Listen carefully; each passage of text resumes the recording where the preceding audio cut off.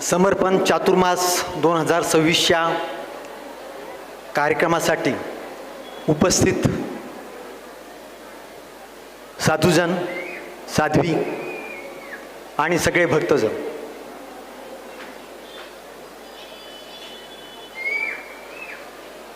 आज या भूमीत हा चातुर्मास होतोय, हे तर आमचं खरोखर भाग्य आहे की ज्या भूमीमध्ये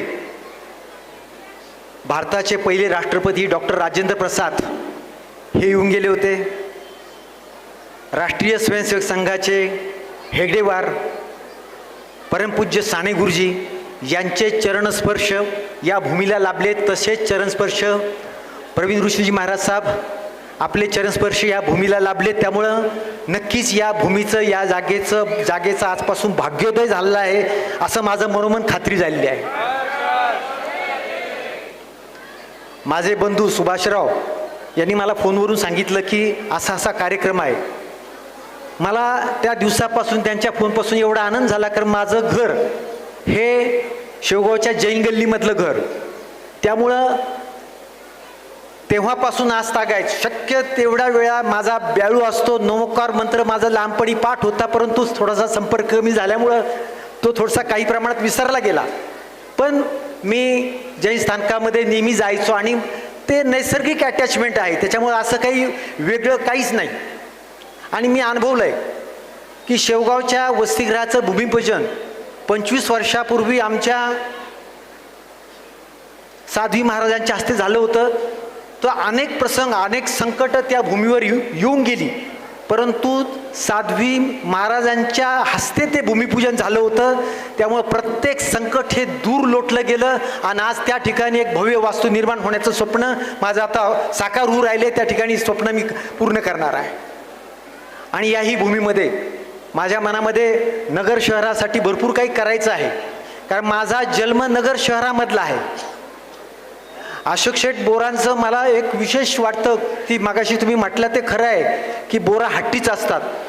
ते किती हट्टी हे मी पहिलं जाणवलं की मला 2-2 दिवसात संपर्क करून प्रत्येक गोष्ट त्यांनी मला विचारून केली. ईश्वर शेठ बोरा असतील, पोखरणे असतील, आमचे सोनईचे सचिन भाऊ देसरडा असतील, प्रत्येक गोष्ट विचारून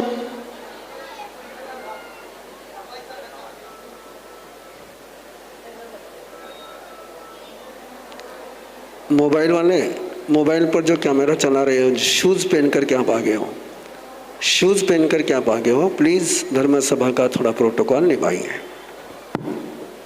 कृतज्ञता भाव जपायचा कसा, शिकायचा असेल तो या चातुर्मास कमिटीकडून शिकला पाहिजे. म्हणजे प्रत्येक गोष्ट मला जाणवली. मी संग्राम भयाशी मगाशी बोललो की एवढा कृतज्ञता भाव माझ्या आयुष्यामध्ये मला कधी जाणवला नव्हता. खरं हे संस्कार जैन धर्माचे आहेत, भारतीय संस्कृतीचा तो आविष्कार आहे आणि तो आविष्कार मला हा तुमच्यामध्ये पाहायला मिळाला. कारण संस्कार ही सगळ्यात मोठी संपत्ती आहे. पैशापेक्षा संस्कार, माणूस एकमेकाशी बोलतो कसा, आचरण करतो कसा, त्याच्यावरून त्याची उंची ठरते. अशोक शेठ चातुर्मास समितीच्या सगळ्या सदस्यांचं मी कौतुक करेन की खूप नम्रपणं, खूप प्रेमानं, खूप कौतुकानं आणि खूप माझं मन राखून हा सगळा विषय त्यांनी केला. असा विषय घडत नाही, परंतु हा नवीनच मला देखील कसं वागायचं याचा धडा मला देखील अशोक शेठ तुमच्याकडून मिळाला. कारण गुरुच्या समोर मी कबूल करतो की तुम्ही म्हणजे तुमचं देखील आदर्श आम्ही घेतला पाहिजे.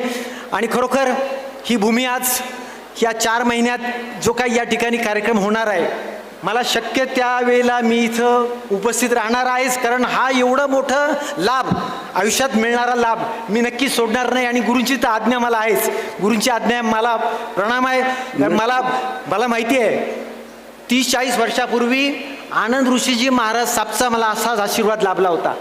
आणि त्या आशीर्वादानं माझं काय कल्याण झालंय हे मला कुणी सांगायची गरज नाही. माझी भावना म्हणून त्यांनी एक मराठीतलं छोटंसं पुस्तक मला भेट दिलं होतं. ओके. आणि हे पुस्तक मी माझ्या तिजोरीत जपून ठेवलंय. हर्ष हर्ष.